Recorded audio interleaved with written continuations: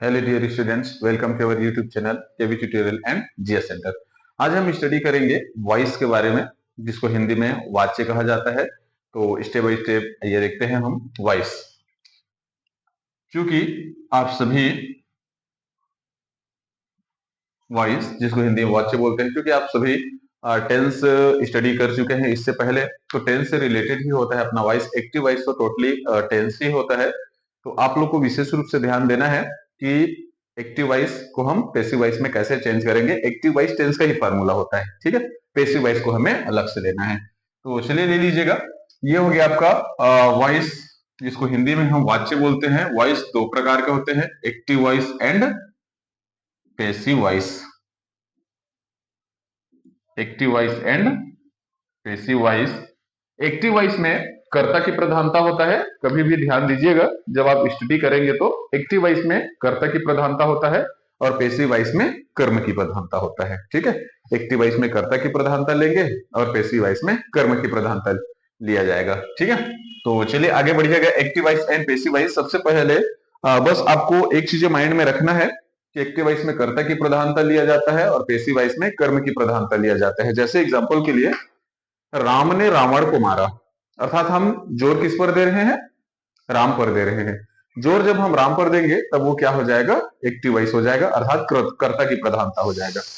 वहीं पर जब मान के चलिए हम रावण राम द्वारा मारा गया अगर बोलते हैं, तो यहां पर अब हम जोर किस पर दिए हैं? रावण पर जोर दिए हैं, ठीक है। तब ये क्या कहलाएगा? पैसिव वॉइस, अर्थात कर्म की प्रधानता हो गया इसमें, ये पैसिव वॉइस कहलाएगा। क्लियर है? तो चलिए हम सबसे पहले स्टार्ट करते हैं अपने टेंस फार्मूलास। वॉइस में सिंपल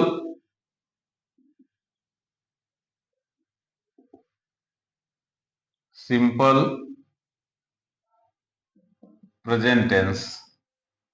सिंपल प्रेजेंट टेंस, जिसका साउंड क्या होगा बेटा? कभी भी कंफ्यूजन नहीं होना है।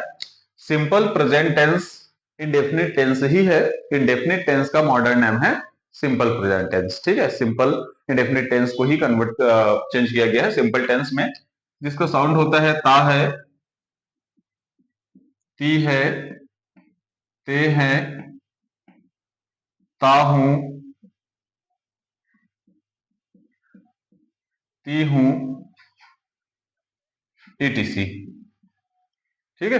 तो चलिए देखिएगा, सिंपल प्रेजेंट टेंस में जिसका साउंड क्या होता है? ता है, ती है, ते है, ता हूं, ती हूं। अब इसके हम फार्मूलास के बारे में स्टडी करते हैं। तो सबसे पहले हम एक्टिव वॉइस का फार्मूला स्टडी करते हैं। एक्टिव वॉइस, एक्टिव वॉइस की फार्मूला देखिएगा। जो टेंस का फार्मूला होता है वही एक्टिव वॉइस का फार्मूला होता है। सब्जेक्ट प्लस मेन वर्ब का पहला रूप प्लस ऑब्जेक्ट। और एक चीज ये भी ध्यान देना है, जैसे प्लूरल एंड सिंगुलर स्टडी करते हैं तो प्रेजेंट टेंस में मेन वर्ब के साथ एस या एस का भी प्रयोग किया जाता है सिंगुलर में, ठीक है। Passive passive voice object plus, कभी भी सिंपल टेंस का जब आप वॉइस तैयार करेंगे तो ध्यान देना है कि जब पैसिव वॉइस जैसे तैयार करेंगे तो ऑब्जेक्ट को सामने लिखना होता है और उसी टेंस के कंटिन्यूअस के हेल्पिंग वर्ब को क्या किया जाता है? उठा करके पैसिव वॉइस में लिखना होता है। तो object plus is, am, are plus main verb का हमेशा ध्यान रखना है आपको। पैसिव वॉइस मतलब मेन वर्ब का third form plus by plus subject. Object is am are verb third form by plus subject. अब उसके बाद एग्जाम्पल हम ले लेते हैं एक्टिव वॉइस का एग्जाम्पल। तो एक्टिव वॉइस का एग्जाम्पल सबसे पहले देखिएगा, मैं पत्र लिखता हूं, मैं पत्र लिखता हूं, मैं पत्र लिखता हूं।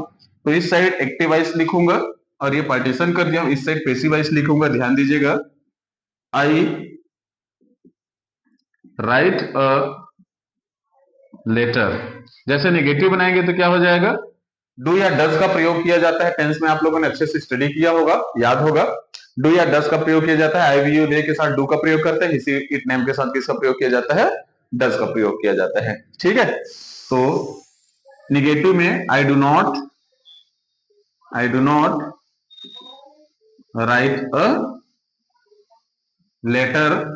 इंट्रोगेटिव बनाएंगे तो डू सामने आ जाएगा, डू, और आई पीछे चला जाएगा, do I write a letter, और प्लस लास्ट में क्या लगा देंगे, क्वेश्चन मार्क। उसके बाद पेसिव वॉइस बनाएंगे तो ध्यान दीजिएगा, ऑब्जेक्ट को सामने लिया जाता है तो ऑब्जेक्ट क्या है, a letter. A letter, a letter नाम है किसी चीज का तो इज लगेगा। A letter is main verb का तीसरा रूप, ये हो जाएगा written. A letter is written by, किसके द्वारा, आई, तो आई का ऑब्जेक्ट रूप me. A letter is written by me, negative बनाएंगे सेम एक्टिव वॉइस की तरह। A letter is, helping verb के बाद हमेशा नॉट का प्रयोग होता है, ध्यान दीजिएगा, चाहे टेल्स हो चाहे वॉइस हो, हमेशा हेल्पिंग वर्ब के बाद ही आपको नॉट का प्रयोग करना है। A letter is not written by me. Interrogative बनाएंगे, इज सामने आएगा, इज अ, जब पीछे लेके जाएंगे तो स्मॉल कर देना है उसको, is a letter written by me, और लास्ट में क्या हो जाएगा, क्वेश्चन मार्क। सभी लोग नोट कर लीजिएगा स्टेप बाय स्टेप, छोड़ना नहीं है कहीं पर। एक चीज ये बता देता हूं आप लोगों को, इज एम आर का प्रयोग कहां कहां पर करना है, ध्यान दीजिएगा। ये क्लाउड में आई के साथ हमेशा एम का प्रयोग करना है, यू वी और दे के साथ हमेशा आर का प्रयोग करना है, और ही सी इट नेम के साथ हमेशा इज का प्रयोग करना है। ये जानकारी प्लस में बिल्कुल इसको नोट करके रखिएगा, सभी नोट कर लीजिए। चलिए अगला स्टडी करते हैं।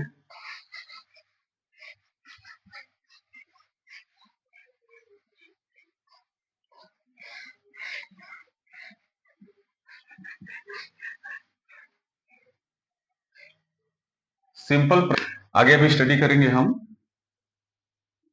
पास्ट टेंस के बारे में, सिंपल पास्ट, ठीक है, सिंपल पास्ट टेंस। साउंड क्या हो जाएगा, टेंस में आप लोगों को पहले इसके बारे में बता दिया गया है कि सिंपल पास्ट टेंस का साउंड क्या होता है। तो सिंपल पास्ट टेंस का साउंड हो जाएगा ता था, ती थी, ते थे, एटीसी। ता था, ती थी, ते थे, ये सभी क्या चीज है, सिंपल पास्ट टेंस का साउंड है। और हम वॉइस जब स्टडी करते हैं तो भी हम उसी साउंड के आधार पर ही एक्टिव एंड पेसिव वॉइस परिवर्तित करेंगे। तो इसका एक्टिव वॉइस फार्मूला हो जाएगा सब्जेक्ट प्लस मेन वर्ब का दूसरा रूप plus object. Passive voice formula होगा ऑब्जेक्ट प्लस, जैसे कि आप लोग को इससे पहले भी बता दिया गया है कि कोई भी टेंस का जब एक्टिव वॉइस से पेसिव वॉइस जब बनाते हैं तो उसी टेंस का, जैसे प्रेजेंट का हम एक्टिव वॉइस बनाए तो पेसिव वॉइस में हम उसी का कंटिन्यूअस का हेल्पिंग वर्ब को लिए थे, उसी प्रकार ये पास्ट है तो पास्ट में भी जैसे एक्टिव वॉइस हम लिखे तो पेसिव वॉइस पर परिवर्तित करेंगे तो उसी टेंस के कंटिन्यूअस के हेल्पिंग वर्ब को हमें उठा करके लेना होगा। तो क्या लेंगे, वाज या वर, ऑब्जेक्ट वाज या वर प्लस मेन वर्ब का third form plus by plus subject. Object was were plus main verb का third form plus by plus subject. कभी भी ध्यान दीजिएगा जब भी पेसिव वॉइस तैयार किया जाता है क्या किया जाता है, मेन वर्ब का हमेशा थर्ड फॉर्म डाला जाता है, ठीक है। तो चलिए देखिएगा एग्जाम्पल, हम हम फुटबॉल, हम फुटबॉल खेलते थे, हम फुटबॉल खेलते थे, तो ये हो जाएगा वी प्लेड, मेन वर्ब का दूसरा रूप वी प्लेड फुटबॉल, ये एक्टिव वॉइस हुआ। नेगेटिव बनाएंगे एक्टिव वॉइस का, वी डिड। जब कभी भी ध्यान दीजिएगा पास्ट सिंपल पास्ट टेंस अध्ययन करेंगे तो जैसे प्रेजेंट टेंस में नेगेटिव बनाएंगे तो हेल्पिंग वर्ब डू या डज लेते हैं, तो सिंपल पास्ट टेंस में डू का दूसरा रूप डिड को लिया जाता है, ठीक है। वी डिड नॉट, और जब डू का दूसरा रूप डिड के रूप में प्रयोग किया जाता है, अर्थात डू का दूसरा रूप डिड को प्रयोग में लाया जाता है, तो मेन वर्ब का फर्स्ट रूप यूज किया जाता है, तो ये हो जाएगा वी डिड नॉट प्लेड, का क्या हो जाएगा, प्ले हो जाएगा। We did not play football. Interrogative बनाएंगे तो हेल्पिंग वर्ब सामने आ जाएगा, डिड वी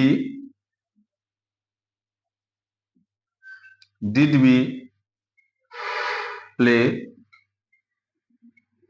फुटबॉल, और लास्ट में क्या लगाना होता है, question mark. We play football, we played football, we did not play football, did we play football. अब जैसे कि पेसिव वॉइस तैयार करेंगे तो फार्मूला में देखिए ऑब्जेक्ट को हमें सबसे पहले लिखना होता है, और ऑब्जेक्ट के बाद फिर हम हेल्पिंग वर्ब लिखेंगे। तो ऑब्जेक्ट क्या है, फुटबॉल, तो फुटबॉल पहले स्पेलिंग कैपिटल लेंगे। फुटबॉल वॉज, सिंगुलर के लिए वॉज, प्लूरल के लिए वर ले लीजिएगा। Football was, football was played by, we है तो अस, वी का us, negative.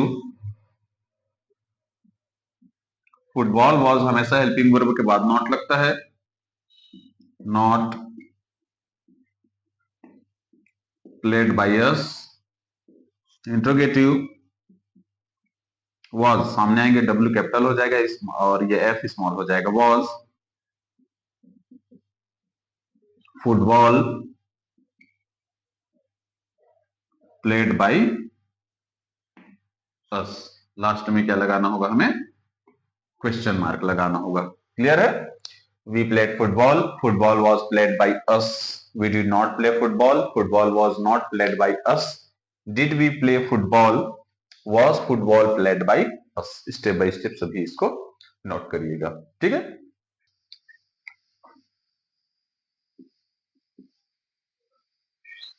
Simple future tense, simple future tense sound होगा गा, गे, गी, etc।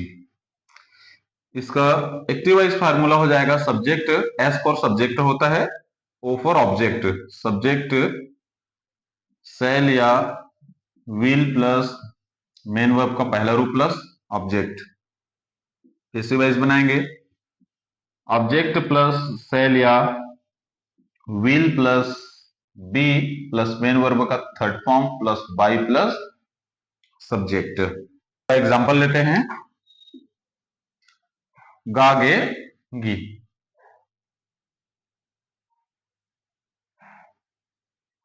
वह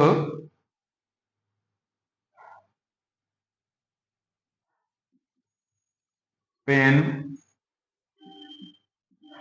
खरीदेगा, वह पेन खरीदेगा, ठीक है। भविष्य की बातें बोला जा रहा है, वह पेन खरीदेगा, ठीक है। तो यहां पर लास्ट देखिएगा, मैच कर रहे हैं, वह पेन खरीदेगा, ये हो जाएगा। वॉइस के लिए है he will buy a pen. छोटा चीजें खरीदना है तो बाई का प्रयोग करना है, विशेष रूप से ध्यान दीजिएगा। और अगर थोड़ा सा कॉस्टली चीजें खरीदना है तो उसके लिए परचेस का यूज किया जाता है। छोटा चीजें खरीदना है तो बाई का। He will buy a pen, he will not buy a pen। Interrogative will he, पीछे लेके जाएंगे तो h स्मॉल कर देंगे, will he buy a pen, question mark. ये हो गया एक्टिव वॉइस। अब हम पैसिव वॉइस स्टडी करेंगे। पैसिव वॉइस में कर्ता की प्रधानता होता है, तो अ पेन विल का प्रयोग करना है। A pen will be, a pen will be, by का थर्ड फॉर्म क्या होगा, bought. A pen will be bought by he, तो ही का ऑब्जेक्ट रूप क्या होता है, हिम। अ पेन नेगेटिव बनाएंगे, अ पेन विल हमेशा हेल्पिंग वर्ब के बाद ही नॉट लगाया जाता है, ध्यान दीजिएगा। A pen will, a pen will not be bought by him. Interrogative will a pen will a pen be bought by him, और लास्ट में लगाना है हमें क्वेश्चन मार्क। क्लियर है? ध्यान दीजिएगा सभी लोग। आई का ऑब्जेक्ट रूप मी, वी का अस, ही का हिम, सी का हर, इट, सी का हर, और दे का देम, देम। आपको विशेष रूप से ध्यान देना है इन सभी को। ठीक है, ये सभी अच्छे से याद रखना, तब जाकर के आपको क्लियरली समझ में आएगा। नोट कर लीजिएगा सभी।